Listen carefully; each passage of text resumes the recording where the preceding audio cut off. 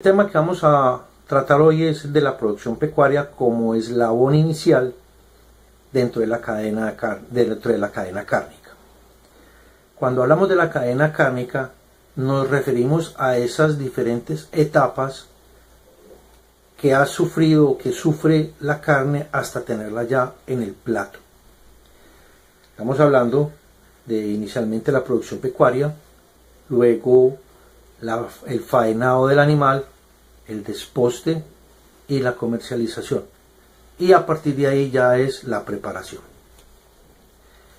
En la producción pecuaria nos vamos a concentrar en dos especies, la res o el bovino y el cerdo o el porcino.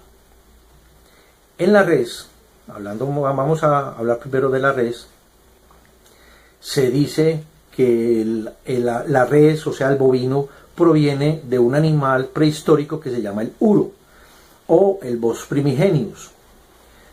Para poder tener una idea de este animal como era, es muy similar a lo que es ahora el toro de Lidia, muy parecido.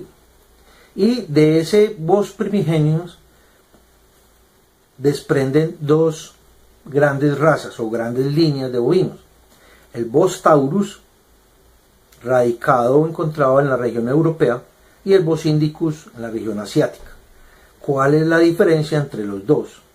Genotípicamente no hay diferencias sustanciales, porque todos tienen una referencia genética muy particular que los caracteriza como bovinos. Pero en la parte fenotípica, o sea, en la parte física, la diferencia radica en que el Bos indicus no tiene joroba, mientras que el Bos indicus tiene joroba y el Bos taurus no tiene joroba. Es decir, el morrillo o la jiba en la parte cervical. El ganado Bos taurus de la región europea está más orientado a la producción de leche que otra cosa. Es decir, los animales o los bovinos en diferentes regiones son normalmente utilizados para tres propósitos. El primero es la ayuda mecánica, como transporte, para el arado y para ayudas mecánicas de fuerza, levantar objetos a través de una polea, en fin. La segunda es como proveedor de leche. En esa región de Europa, la leche es un valor económico muy importante, porque de ahí también se pueden elaborar derivados de la leche, o sea, el queso, kumis, etc., que ocupan un renglón muy importante dentro de la economía de esos países. Y la carne, en su menor proporción.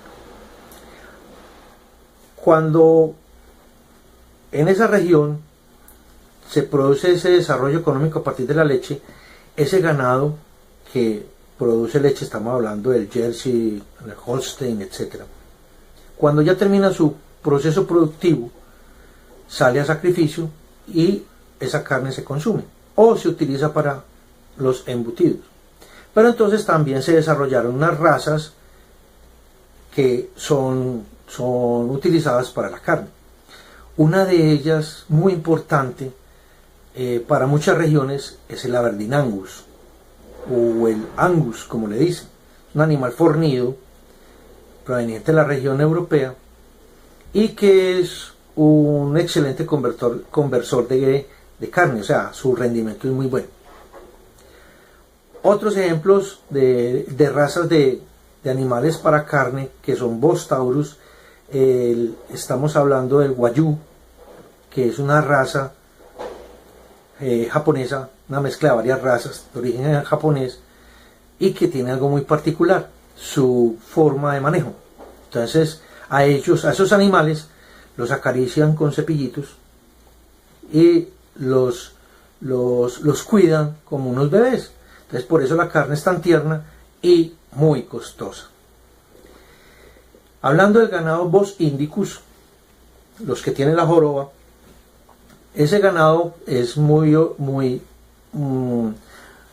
muy frecuentemente encontrado en la región asiática.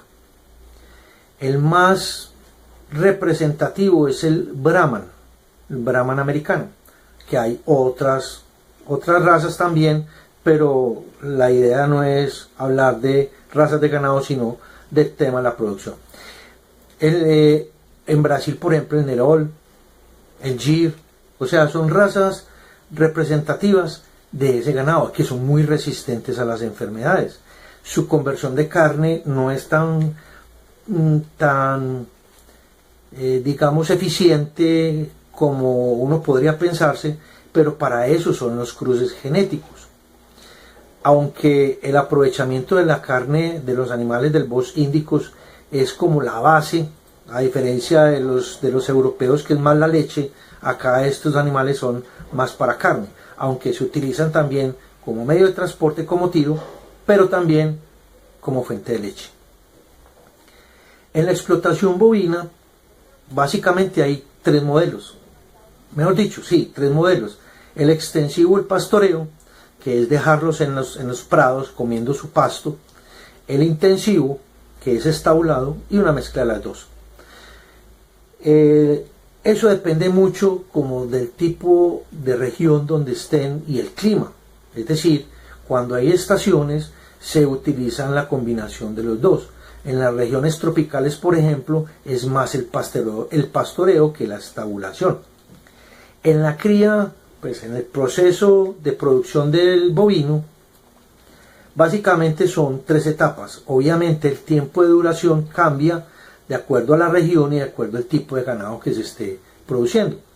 Estamos hablando, por ejemplo, en la primera etapa, que es la cría, es que el ternerito que sale lo llevan entre los 8 o 12 meses, lo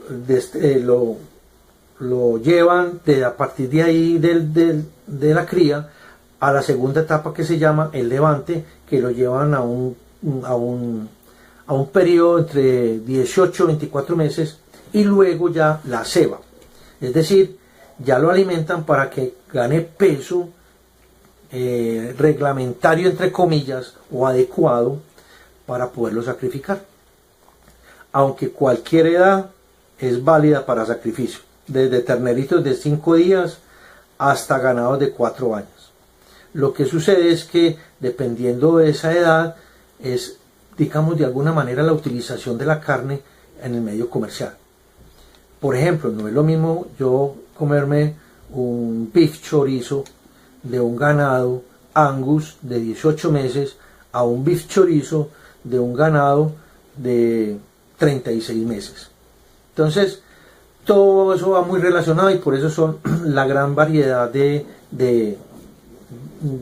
etapas en el sacrificio de acuerdo a su uso. Los animales viejos, por ejemplo, se utilizan mucho para la carne industrial, que no tienen ni la consistencia ni la estructura para poderlos comercializar. Su apariencia no es muy agradable a la vista, sin embargo se pueden comer. Hablando del porcino, hay tres, digamos, no son razas, sino líneas que tienen como la base de los cruces que hoy vemos en el cerdo. Estamos, por ejemplo, hablando de los cerdos asiáticos, por los lados de China o Indochina, ¿sí? Esa parte, Vietnam, bueno, en fin, esa parte región asiática. El otro tipo de cerdo es el cerdo nórdico, que está ubicado por España, Francia, Inglaterra, muy fuerte en el tema de la producción de cerdo, Escocia, ¿listo? Y el cerdo mediterráneo es por los lados de Italia, o sea, en los países más bajos del Mediterráneo, y en la región norte de África. En América, la influencia más grande son los animales o de la línea nórdica. Uno de ellos es Canadá, que es pionero en la producción pecuaria de cerdo con Estados Unidos. En las líneas de porcino, pues ahí fenotípicamente, o sea, su apariencia, se pueden diferenciar. Una de las características son las orejas, es decir, si son caídas, si son paraditas, si son hacia allá, hacia acá, listo. Dentro de las líneas más representativas en el cerdo, estamos hablando del Yorkshire, el Hampshire, el Duroc, el Pietran, el Chester White. Y hay una cosa bien interesante con el cerdo Pietran. Es un cerdo que tiene una capa de grasa muy pequeña entre la piel y la carne, pero tiene una dificultad muy grande, y es que es un animal que se estresa muy fácil. Digamos, como para exagerar, yo lo asusto y él le da un infarto y se muere. Y cuando ese animal se desposta y se va a utilizar su carne, es muy factible que aparezca el fenómeno del PSE, o sea, la carne pálida, suave y exudativa, que no es recomendado para muchos de los procesos. Además, si yo la voy a comercializar, para mí como comercializador tiene un rendimiento muy bajo por la alta exudación de agua que tiene. Eso es como a manera de nota particular, porque el animalito se utiliza para cruces genéticos precisamente por esa capacidad de la grasa tan poca que tiene entre la piel y la carne. El cerdo ha sido manejado de una manera cultural muy, muy coloquial en muchas regiones del mundo, y es fuente de muchos mitos de que transmite enfermedades o la zoonosis, ¿cierto? Hasta hace poco que empezó la tecnificación de la cría del cerdo, del manejo del cerdo, en parte había razón en eso, por la forma como se alimentaban. Se alimentaban con base en los desperdicios que el humano sacaba y con base en heces fecales, entonces podrían transmitir enfermedades zoonóticas.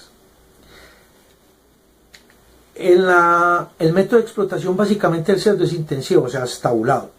Ahora con la tecnificación es muy importante todas las condiciones higiénico-sanitarias en su manejo y su manipulación para garantizar una calidad de carne desde el proceso y la comercialización, a su vez que sea inocua.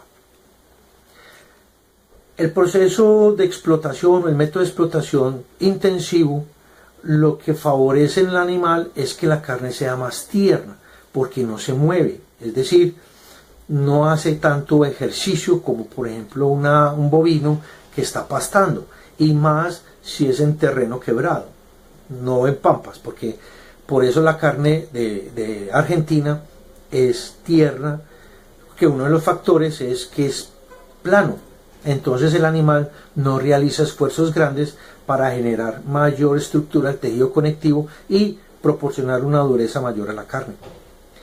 La explotación extensiva en el cerdo es utilizada, pero no como método de explotación, sino como una estrategia para incrementar el libido del cerdo y favorecer la reproducción. En las etapas de producción pecuaria del cerdo, básicamente y generalmente se clasifican en tres. La primera es la selección del pie de cría, es decir, el macho y la hembra que se van a reproducir con unas condiciones genotípicas y fenotípicas muy específicas que a través de la genética, de la ingeniería genética, se pretende obtener. Estos animales, cuando ya terminan su época o su ciclo reproductivo, salen a sacrificio. Después de esa etapa viene lo que es la cría y el levante. Perdón, la cría. Esos lechoncitos que salen destetados, y después del destete los llevan a un peso aproximado entre 25 o 30 kilos, y en un periodo de más o menos de 2 meses y medio. De ahí pasan al levante y la ceba. O sea, los llevan desde ahí, desde los 75 kilos con 2 meses y medio, los llevan hasta 90, 120 kilos en aproximadamente 6 meses y medio. Ahí salen a sacrificio.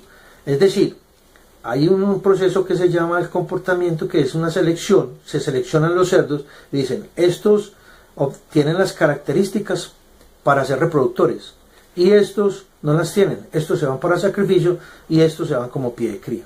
Entonces ese es más o menos como un esbozo general sin profundizar en este tema de la producción pecuaria.